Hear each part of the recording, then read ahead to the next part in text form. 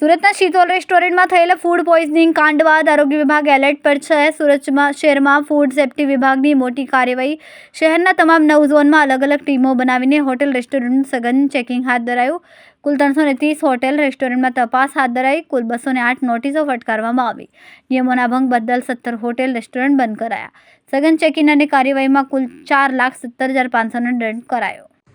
India ગંભીર food safety officer Surat મહાનગરપાલિકા માનનીય આરોગ્ય મંત્રી શ્રી અને માનનીય આરોગ્ય અધિકારી શ્રી સીધી સૂચનાના માર્ગદર્શન હેઠળ સુરત મહાનગરપાલિકાના તમામ 9 ઝોનમાં ગતરોજ તારીખ 18/2026ના રોજ આરોગ્ય વિભાગની ટીમ અને ફૂડ વિભાગની ટીમે એક સઘન ઝુંબેશ હાથ ધરેલી. જે ઝુંબેશમાં કુલ 330 જેટલી રેસ્ટોરન્ટોનું ચેકિંગ કરવામાં આવેલ છે. જે રેસ્ટોરન્ટોમાંથી 1641 કિલો જેટલો અખાદ્યનો જથ્થો નાશ કરવામાં આવેલ છે. તેમજ 208 જેટલી સંસ્થાઓને નોટિસ આપવામાં આવે છે અને 17 જેટલી સંસ્થાઓ કે જે હાઇજેનિક કન્ડિશન અને સિવિલ કોડનું પાલન કરતા ન હોતા તેઓને નોટિસ આપી બંધ કરાવવામાં આવે છે. તેઓએ ઇમ્પ્રુવમેન્ટ કરવાનું રહેશે અને ઇમ્પ્રુવમેન્ટ કર્યા બાદ પૂર્વ મંજૂરી ચાલુ કરવાનું રહેશે.